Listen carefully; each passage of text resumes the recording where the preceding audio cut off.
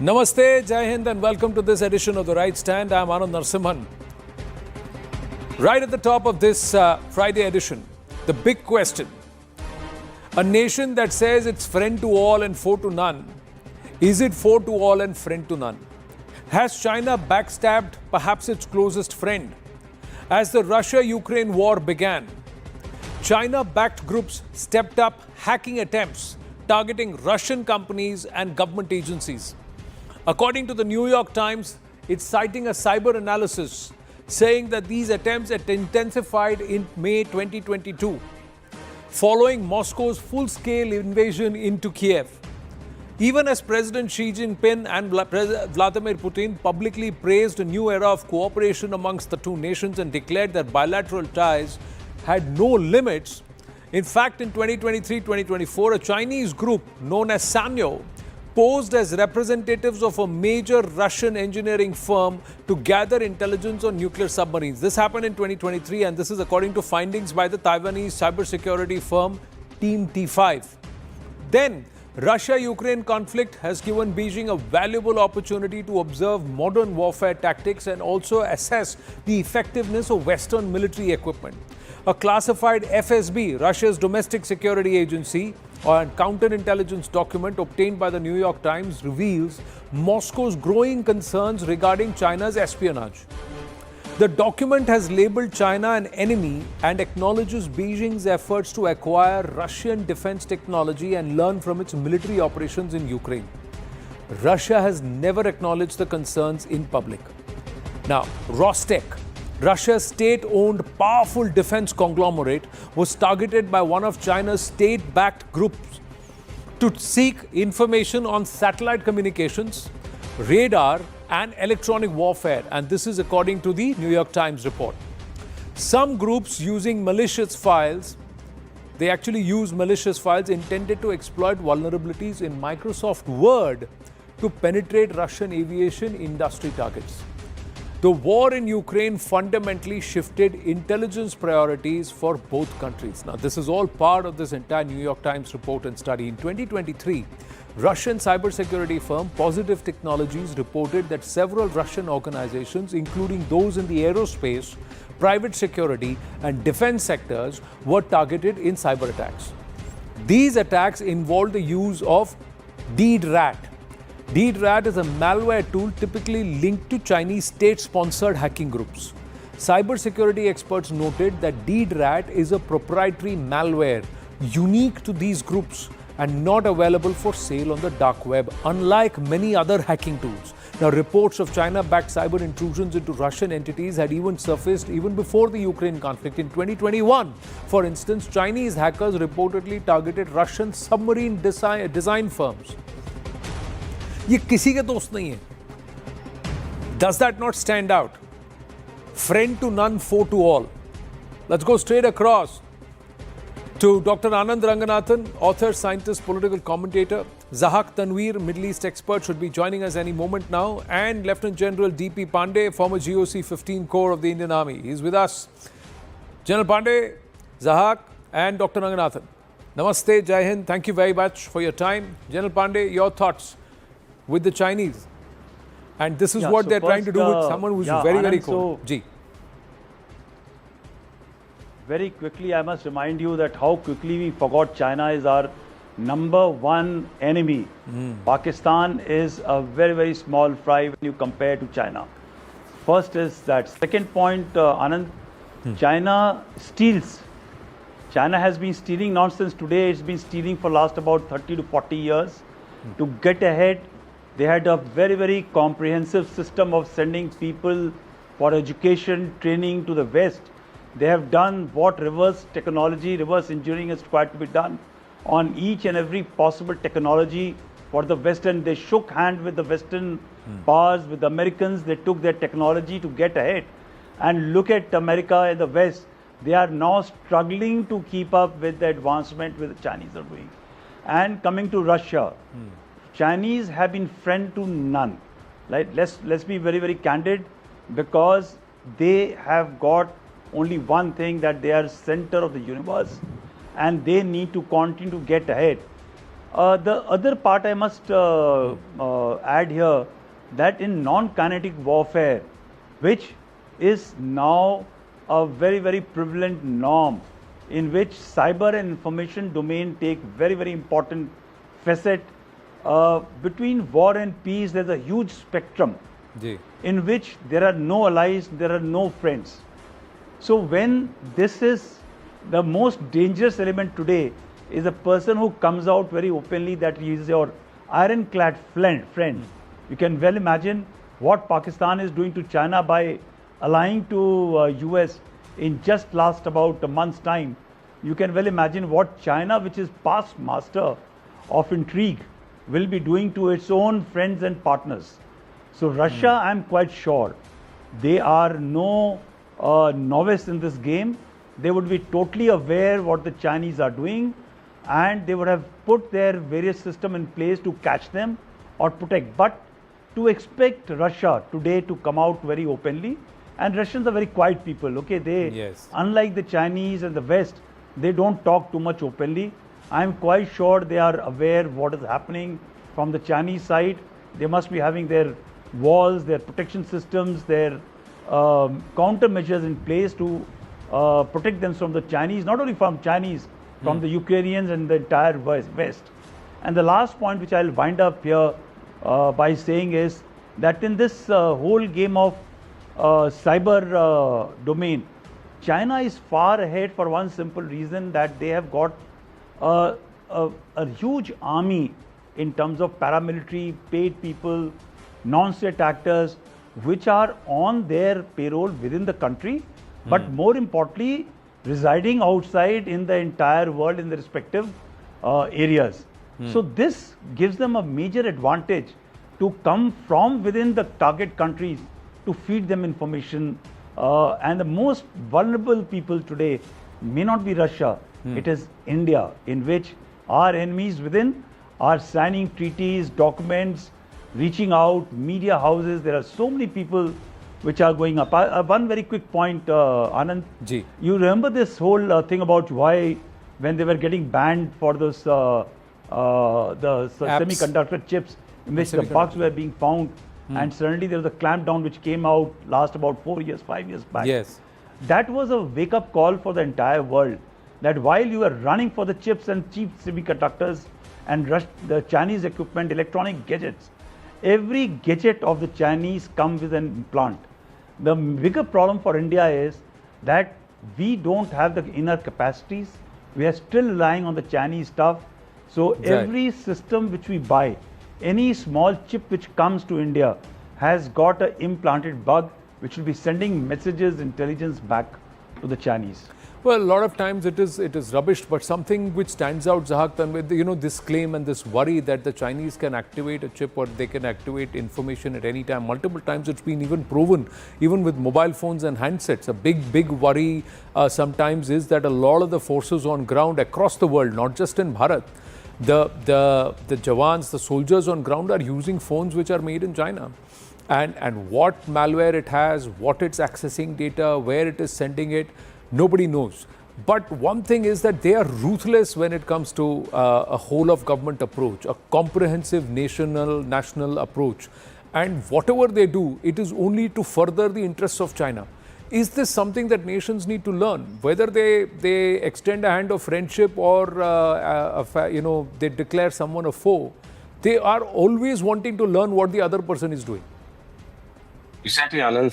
The theme itself, like China is nobody's friend. In fact, I remember back in 2020, May 2020, there was a Saudi think tank, KFSARS, which hosted Richard McGregor. So he mentioned why China cannot be anyone's friend, and he mentioned that anywhere China goes, it puts the territorial dispute, and for that reason, the Middle Eastern countries like Saudi and UAE, they don't involve China militarily, and we have seen that in the past as well. So the Pakistan calls China the Iron Brother, as the fellow panelist was mentioning and talking about it. But China has been charging Pakistan with the highest interest loan, and China has also been supporting Africa. But at the same time, you see, China has been doing the debt trap in Africa, especially in Zambia and Kenya. And China has also promised support to Iran, but under the US pressure, it stopped the oil to Iran. And you have the problem with the Philippines. China has a problem with Philippines. It has problem with Vietnam, and China had a good deal with North Korea, but at the same time, China ditched North Korea in UN. So we have these, the list of the problems that China has with other countries. But at the same time, when you see the Chinese manufacturing, like the chips and the mobile phones and the applications, it's one of the biggest problems. Even in the United States, we talk about the US, the Americans, they have been talking a lot against the Chinese Communist Party. But at the same time, you see that they are purely dependent on the Chinese chips and the Chinese products and the Chinese manufacturing. So this is one of the biggest challenges right now the world is facing. No, it's not, but somewhere there is also a learning that a determined Chinese hegemony under the CCP is so far determined that anything and everything that it is sending out of the country, it wants something back in return.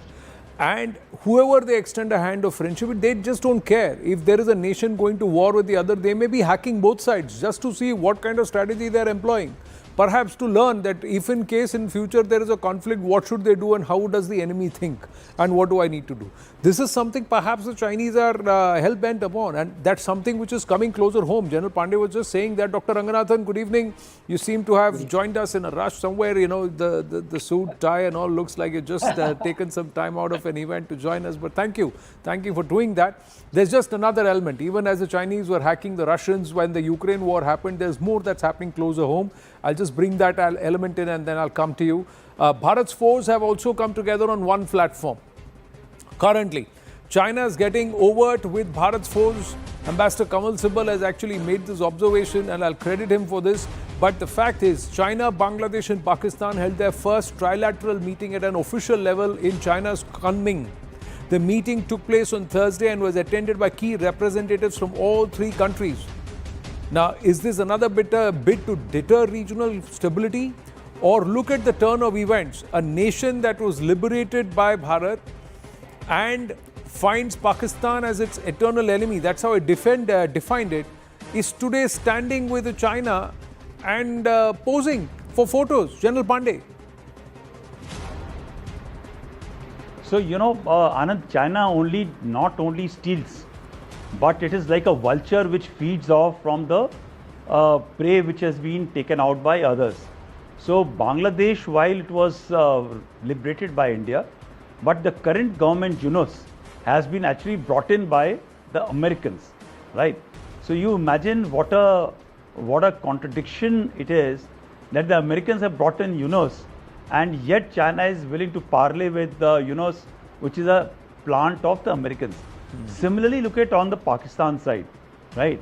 The Pakistanis have been empowered, enabled, fed, and allied with, again, the West and the Americans. The entire funding of the World Bank, IMF, money, loans, their survival from Saudis, from Gulf, is all coming from the Western side. But who's sucking the money out? It is the Chinese. So Chinese are actually everybody. The Chinese have learned from this entire art from the Americans actually, and they are applying it back to the America, possibly 10 times much more harsher. So frankly, anybody from our country, there are a number of people who keep on talking of shaking hands. We must shake hands, we must have trade, we may have anything. But trust me, Anand, that one element, or rather I'll say two elements you can never trust with or can never be friends with is China, and possibly there is another one which I don't know if you'll agree or not, is Americans. You just can't trust. Because the Pakistanis, you understand where they are. Iranians, you will understand where they are. Russians, you know where they are. But the Chinese and in the West, the Americans, you just don't know when they are going to sink you down. The Chinese are most dangerous when they become a friend, This Sri Lanka realized, a lot of African countries realized after about 10 to 15 years, they got into that dragon debt clause, that very, very stinging claw. Not only it holds you in your with a claw, and thereafter he breathes the fire of debt, wanting things back from you very, very quickly. People have realized all that, but unfortunately Chinese have a very good system. They buy off the leaders, they buy off the media, they buy off the top guys, and thereafter they suck the country dry of the resources with paying very, very little off to the country. True. And this is the dragon's debt trap that they say, that the Chinese debt trap, which most nations have gotten stuck in. Dr. Ranganathan, your thoughts here. Two facts. Chinese hackers, state-backed hackers hacking into the Russian intelligence systems. On the other hand, listen, they gave a war chest to the Pakistanis, even as the Pakistanis were using American-made patent tanks and equipment in 1971. And now they are standing there in between Bangladesh and Pakistan in this entire meeting in Kunming. Dr. Ranganathan. Yeah, good evening, Anand, and good evening to my fellow panelists, both of whom are experts. So I reiterate that I speak as a layman. And can I say at the start itself that I agree with each and every word spoken by the two panelists. So there is absolutely zero disagreement. What I'd like to say, therefore, not to waste my allotted time into reiterating what they have said, is to politely say, yes, so what? What I mean to say is, what they have stated are absolute irrefutable facts. What I want to talk about is the other side of the coin, which is also a fact, which is, Anand, that China is winning because the world has allowed it to win. Now, there are two ways a country or someone can win. One, you win on your own. The other is you allow others to make you win. There is one way to make yourself stable. There is another way to destabilize everyone else so that you appear stable. There is one way to make yourself economically strong. There is another way to make yourself economically strong by destroying everybody else's economy, which is what China has done. Now, I can imagine in the 80s, when the world could have taken decisive steps. And the most decisive step that one could have taken was in the aftermath of the Tiananmen Square. There, the world and the world opinion buckled. And from that day on, till today, I'm afraid China has ruled the world. I mean, how else can you explain that you had perpetrated by China the most severe pandemic to have inflicted the world in over a century, destroyed the world economy, killed millions of people, and yet China has escaped unscathed? So whom do we blame? As I said, I completely agree with my previous two panelists. Of course, China is to be blamed. But then should we escape the blame? Please allow me to reiterate. The fact of the matter is that while after our relations soured with Pakistan, especially after Pulwama, we cut off virtually all trade with Pakistan. We removed the most favored nation status we had given to Pakistan. Right now, the state is not zero, but it is absolutely minuscule. But then Galwan happened, COVID happened, and China and all its shenanigans, as far as we were concerned, came out in the open. What is the result? Far from removing or decreasing our trade is at an all-time high with China. Our trade deficit has routinely crossed over the last 3 years $100 billion. So far from punishing China, a rogue state, one-party dictatorial state, I'm not talking of Iran, I'm talking of China. Rather than China being punished, China is being rewarded. When would this end? I'm afraid unless the world stands up with conviction, it's never going to end. So China is going to become stronger and stronger and stronger till such time that it is going to completely dictate each and every aspect of our society, economically, socially, and I dare say, even constitutionally. See, in this case, one thing we have to credit the CCP is that they have been ruthless in their pursuit of their international policy. It's a comprehensive national power that's the doctrine, and that doctrine is what defines everything. And this doctrine was blueprint was put down there by Mao Zedong from 1949 onwards, and this is the year of 75 years of India-Chinese relationships.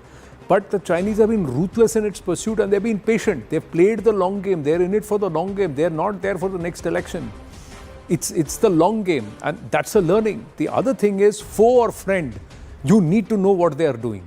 You have to get inside their heads, you have to get inside their intelligence, you have to get inside, and you have to know everything from all sides, because somewhere, someday, this will all come in handy. That's their thought process, and that's something nations need to learn from, because everybody at the end of the day has to look for their own and fend for themselves.